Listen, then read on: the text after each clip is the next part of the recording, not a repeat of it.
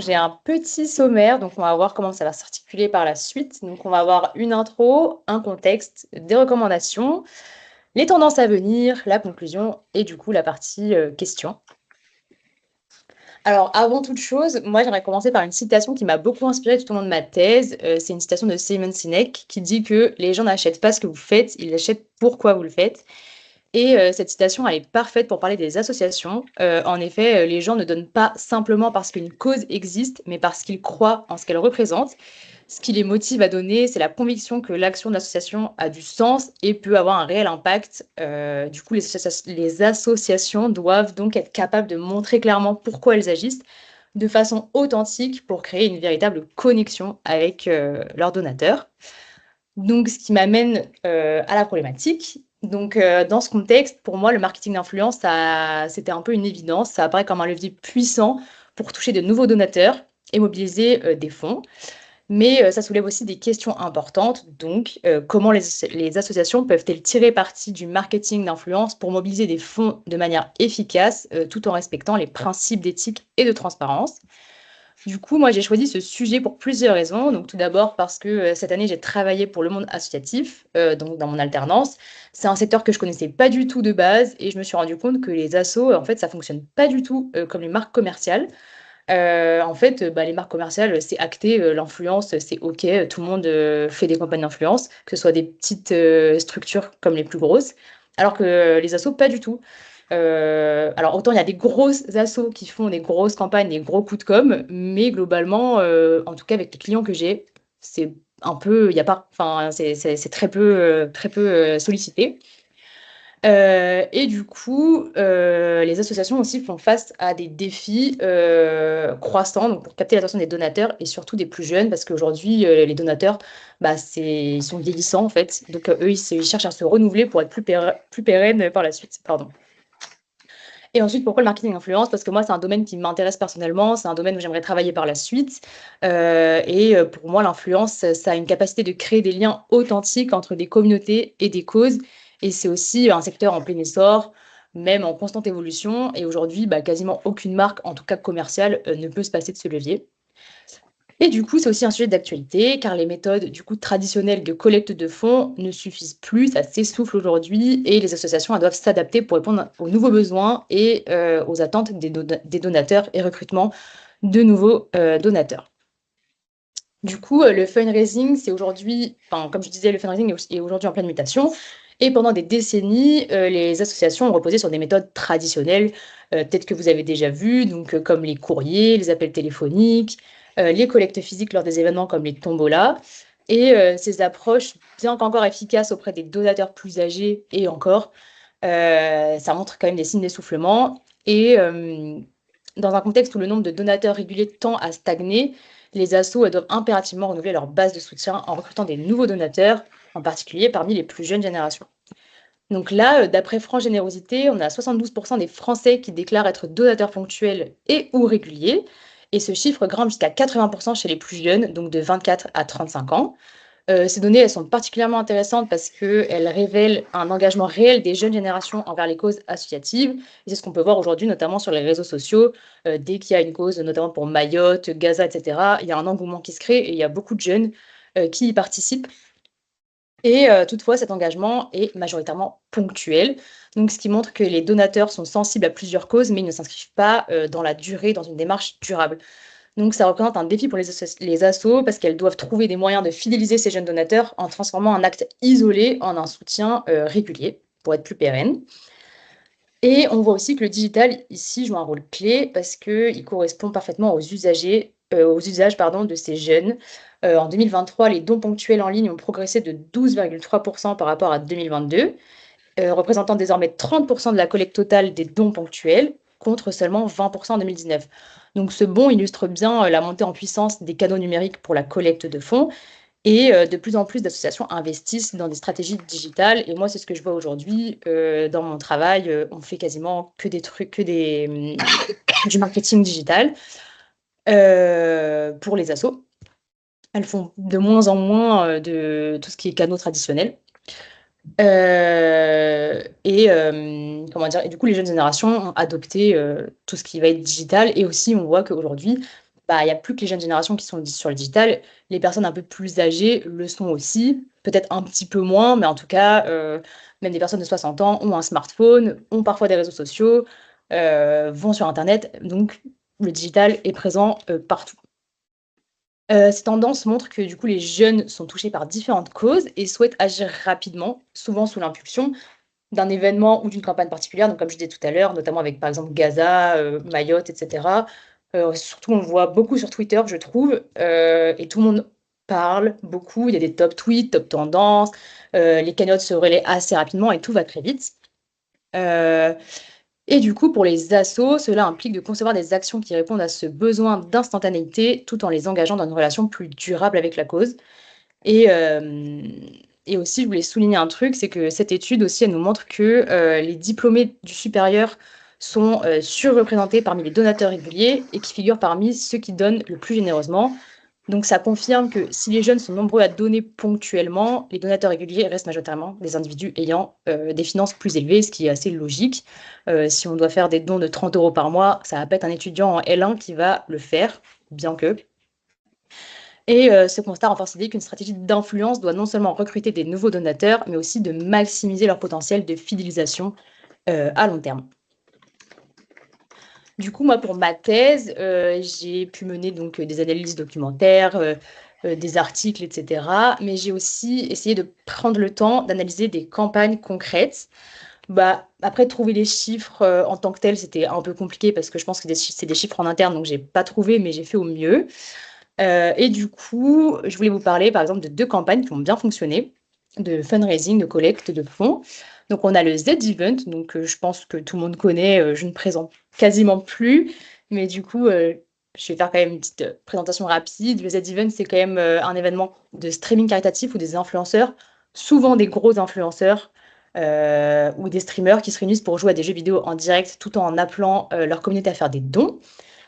Cet événement, pardon, fonctionne grâce à 2 éléments clés: la puissance des interactions, entre les streamers et leur audience et puis les streamers qui sont eux-mêmes, en réel et en physique entre eux et hem et l'utilisation des défis pour dynamiser la collecte parce que du coup, pour les Z-Events, il y a souvent une jauge qui apparaît, il y a des paliers à atteindre. Donc si on atteint, je sais pas, 10 000 € par exemple, on va avoir un défi qu'un streamer va faire et cetera. Donc ça crée une émulsion, ça crée, vraiment quelque chose de sympa à regarder, de très, interactif et divertissant. Et du coup, en 2023, le Z-Event a permis de récolter plus de 10 millions d'euros pour une association en l'espace de seulement 50 heures, donc ce qui est quand même incroyable. Et ce modèle repose sur une forte émotion partagée en direct, où les spectateurs se sentent partie prenante de la réussite collective.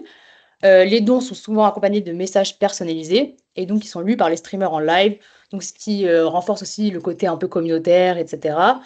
Et faut pas oublier que du coup, si ça amène des grandes têtes d'affiche, bah, ces personnes-là amènent aussi globalement une grosse partie de leur communauté, donc ça aide aussi à toucher une plus large audience. Ensuite, on a un autre exemple qui est la campagne Living the Dream de l'association Make-A-Wish, donc qui a été aussi menée sur Twitch, donc qui est aussi un live, stream, enfin un live, sur Twitch.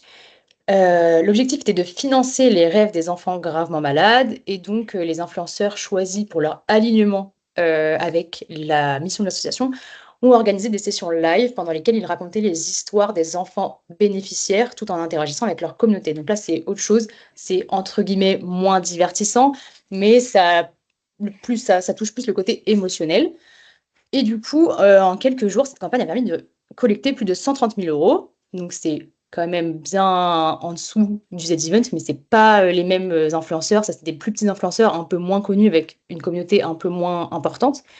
Mais, le format live a été un facteur décisif encore une fois. Ça a permis de créer une connexion émotionnelle immédiate entre les viewers, les influenceurs et la cause et comme je disais, les influenceurs ici étaient un peu moins connus, mais ça n'a pas empêché de faire une belle collecte et de créer toujours une fois, encore un lien avec les donateurs et peut-être que ça a aussi pu les fidéliser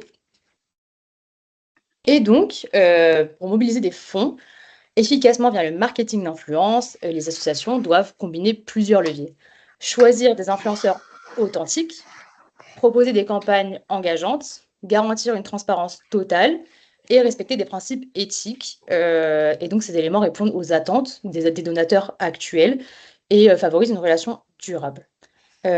Pour choisir des influenceurs aligné sur les valeurs de l'association, il est essentiel que de faire une recherche en amont, de voir si les valeurs correspondent avec celles de l'association, si tout est partagé pour que ce soit, comment dire? Une, collaboration authentique, plutôt que de se concentrer juste sur la popularité. C'est pas parce qu'une personne va avoir, 10 000 000 d'abonnés que, la campagne va fonctionner. Si la personne n'est pas vraie ou n'est pas en accord avec les valeurs de l'asso, ça fonctionnera pas très bien. Donc l'authenticité, c'est crucial et il faut que l'influenceur soit sincèrement engagé dans la cause, pour que ça ait un impact beaucoup plus fort. Et donc avant de collaborer, il faut analyser le profil, voir l'historique des collaborations. Est-ce qu'il y a eu un bad buzz en amont?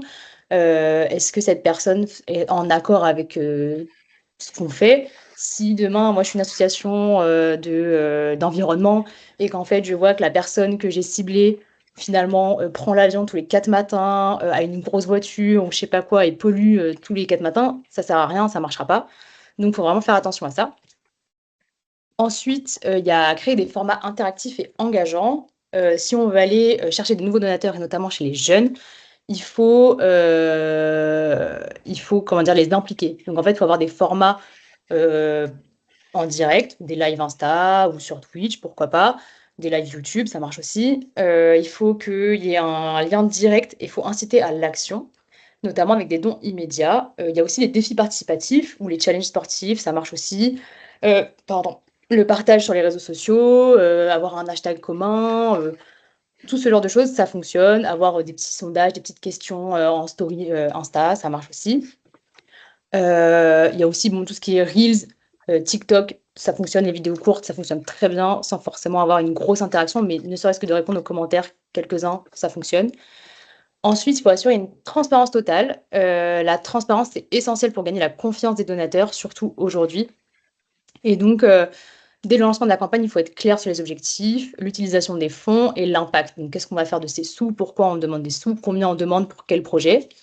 Et pendant la campagne, faire des petites mises à jour régulières, donc peut-être des vidéos en direct, des témoignages, des bénévoles, voir ce qui a été fait, et cetera. Donc ça peut permettre de renforcer l'engagement et la personne peut se sentir, vraiment concernée, par, le projet et après avoir un rapport détaillé de l'utilisation des fonds, pour maintenir une crédibilité et une satisfaction des donateurs. Ensuite, on a le respect des principes éthiques. Donc, les campagnes, elles doivent être menées avec intégrité. Par exemple, je parlais du Z-Event. S'il y a des défis qui sont proposés, il faut que enfin, ça doit être cohérent avec la mission, ça doit respecter un cadre éthique. Faut pas que ça déborde, que ce soit mal vu et cetera. Faut que les comportements risqués ou inappropriés soient évités au mieux pour ne pas nuire à l'image de la cause et avoir un bad buzz. Et ça, en amont, bah, on peut très bien en discuter avec l'influenceur, avec l'agence ou avec l'agent. On met les choses à plat, il y a pas de souci, faut vraiment donner, nos recommandations et ce qu'on ne veut surtout pas, pour que tout se passe bien. Mais c'est très important, parce que ça peut aller très vite sur les réseaux sociaux.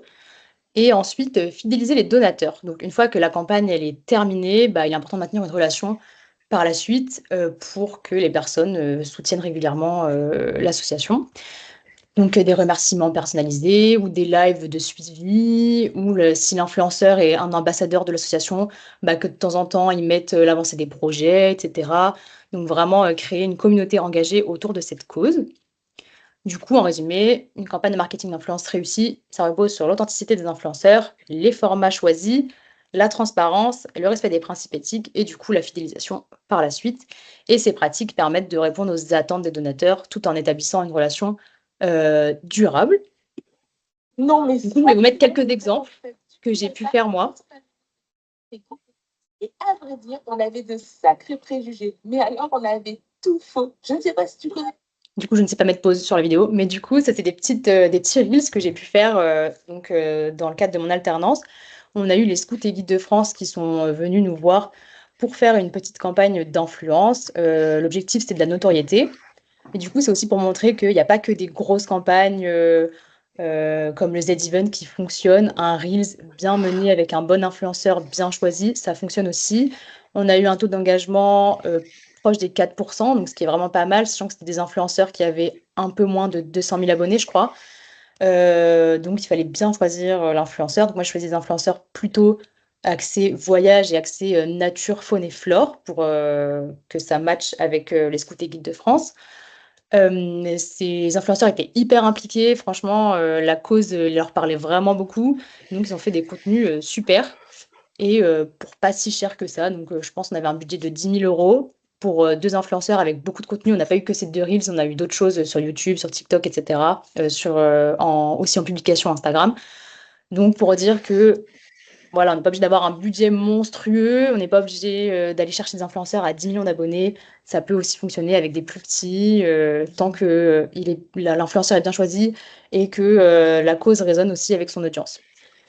Ensuite, je voulais aussi présenter quelques petits outils que moi j'utilise aussi au quotidien pour aller justement choisir les influenceurs. Donc on a Upfluence qui lui me permet d'avoir des chiffres directement. Enfin, c'est une petite extension sur Google Chrome, donc ça me permet directement d'avoir des chiffres sur l'influenceur que je regarde sur Instagram, par exemple. Donc tout ce qui va être taux d'engagement, l'audience, est-ce qu'elle est plutôt féminine, plutôt masculine, quel âge a l'audience, etc. Est-ce qu'elle est plutôt française, plutôt américaine ou peu importe. Donc ça, c'est des données assez importantes. Ensuite, on a Yuji, qui est une plateforme, donc ça, c'est plus pour l'UGC, qui peut être d'ailleurs une très bonne alternative quand on n'a pas beaucoup de budget pour de l'influence. Donc, Yuji, ça permet de voir les créateurs de contenu qu'il y a, le prix, le tarif, de gérer le contrat, le budget, de parler directement sur l'application avec les créateurs de contenu. Donc ça, c'est top pour faire de l'UGC. Et ensuite, Favicon, moi, c'est celui que j'utilise le plus, où en gros, on a une analyse complète de l'influenceur. Donc, on a tous les indicateurs, pareil, taux d'engagement, audience. Est-ce que cette personne, elle est fiable, entre guillemets, selon Favicon? Et du coup, bah, dès que tous les indicateurs sont au vert, parce qu'il y a des couleurs, il y a vert, orange, rouge. Donc, si tous les indicateurs sont au vert, c'est que globalement, c'est un bon, comment dire, un bon créateur de contenu. Et on peut aussi chercher les influenceurs par catégorie, par nombre d'abonnés, etc. Donc, c'est hyper pratique pour les recherches d'influenceurs quand on ne connaît pas forcément comment dire, la cible qu'on souhaite. Enfin, comment dire, je sais pas si demain j'ai un truc avec la SPA et que je connais pas trop les influenceurs animaux, bah du coup ça me permet de trouver plein de personnes en rapport avec la cause. Et ensuite, du coup, les tendances à venir. Donc en 2025, il y a plusieurs tendances importantes qui vont façonner probablement le marketing d'influence. Donc, on a les influenceurs IA qui vont devenir de plus en plus présents. Après, en France, je ne sais pas trop, mais en tout cas, ils sont déjà présents dans d'autres pays. Ces influenceurs virtuels permettent de créer des messages personnalisés, de toucher un large public à moindre coût. Mais cependant, ça soulève aussi des questions sur l'authenticité, le côté humain. Est-ce que les audiences elles risquent de se désintéresser si elles se rendent compte qu'elles interagissent avec un avatar plutôt que de vraies personnes, bien qu'elles sauront que c'est un avatar? Donc le défi sera de maintenir la confiance et l'engagement tout en utilisant cette technologie. Après, ça peut avoir un côté positif, donc c'est-à-dire on a un influenceur totalement dédié. Dès qu'on veut lancer une campagne, hop, on a déjà un influenceur déjà de près. Donc ça peut être intéressant. Après, il faudrait créer une communauté derrière pour qu'il y ait des gens qui suivent, etc. Donc ça peut être aussi un travail de longue haleine. Ensuite, côté réglementation, il y a plusieurs lois qui vont se renforcer, notamment pour garantir la transparence. Les marques devront clairement indiquer quand un contenu est sponsorisé, mais ça, c'est déjà le cas. En Europe, des lois comme le Digital Service Act et le Digital Market Act imposeront de nouvelles règles. Donc, le DSA, ça vise à renforcer la sécurité en ligne et la transparence des plateformes, alors que le DMA cible les grandes entreprises technologiques pour assurer une concurrence équitable et limiter les pratiques anticoncurrentielles. Et en plus de ces lois, il y a toujours le respect du RGPD pour la collecte de données personnelles, etc. Ensuite, concernant les formats de contenu, donc il y a une forte montée des vidéos courtes, donc sur TikTok et Instagram notamment, donc ça va rester l'incontournable en 2025. Ces formats, ils sont populaires aujourd'hui, ils le seront demain parce qu'ils captent rapidement l'attention et puis aujourd'hui, de toute façon, vu qu'on scrolle indéfiniment, donc le format court, c'est ce qu'il y a de mieux. Il y a aussi d'autres formats comme les podcasts qui émergent aussi, et les vidéos en direct, donc les streams, mais ça, c'est déjà aussi un peu le cas actuellement. Et donc, ces formats permettent une interaction plus profonde et authentique avec les communautés, donc ce qui est de plus en plus recherché par les audiences. Et pour ce qui est des plateformes, toujours TikTok, Instagram, ça sera toujours le top en 2025. Mais il y aura peut-être encore YouTube, vu que YouTube avec les shorts, ça pourrait peut-être prendre un peu plus de place, parce que ça combine la rapidité des vidéos courtes avec la portée de YouTube. Donc peut-être qu'il y aura quelque chose à faire dessus. Et donc, il sera important pour les marques de bien choisir la plateforme qui correspond bien à leur cible pour avoir une campagne réussie. Du coup, en conclusion, le marketing d'influence, ça offre aux associations une belle opportunité pour collecter des fonds tout en respectant des principes éthiques et de transparence. Pour réussir, elles doivent choisir, comme je disais, les influenceurs qui partagent vraiment leurs valeurs et veiller à ce que les campagnes soient totalement transparentes, notamment sur l'utilisation des fonds. L'objectif est d'établir une relation authentique avec eux, en évitant de transformer la cause en un simple produit à vendre, mais vraiment que, ce soit une cause pure et dure et que ce soit inscrit dans le temps et que tout le monde adhère à cette cause. Les campagnes qui fonctionnent le mieux sont celles qui créent un véritable engagement, et qui respectent les valeurs de l'association, aussi un storytelling. Voilà, si l'influenceur a, comment dire? Une histoire qui se rapproche de la cause de l'association, ça marchera aussi très bien. Donc il est important que les influenceurs soient perçus comme des ambassadeurs vraiment crédibles et non comme juste des partenaires, qui ont reçu un chèque et qui ont fait leur collaboration et voilà. Et les donateurs, surtout les plus jeunes, veulent se sentir impliqués et savoir comment leur argent est utilisé et pas forcément, je pense, là, c'est pour tout le monde, pas forcément les plus jeunes, mais on a vraiment envie de savoir où va notre argent, OK, on a donné, mais qu'est-ce qu'on en fait de cet argent? Et donc ça permet de répondre à cette attente en offrant des expériences où les donateurs ne sont pas seulement des contributeurs financiers, mais vraiment un soutien actif de la cause et ça permet aussi de fidéliser, je pense, les donateurs. Et donc, pour que tout cela fonctionne, les assos, pardon, doivent s'assurer que les influenceurs choisis sont bien alignés avec leur mission et leur engagement et que leur engagement, soit réel. Donc l'influence, pour moi, peut être un excellent moyen de collecter des fonds, à condition que ce soit utilisé de manière responsable et authentique, que, il ne s'agisse pas seulement de récolter des sous, mais bien de créer une relation de confiance durable avec les donateurs et en plus qui peut leur permettre la fidélisation, comme je disais tout à l'heure en alliant sincérité, transparence et innovation. Et du coup, les assos pourront mobiliser des fonds de manière efficace et respectueuse de leurs valeurs.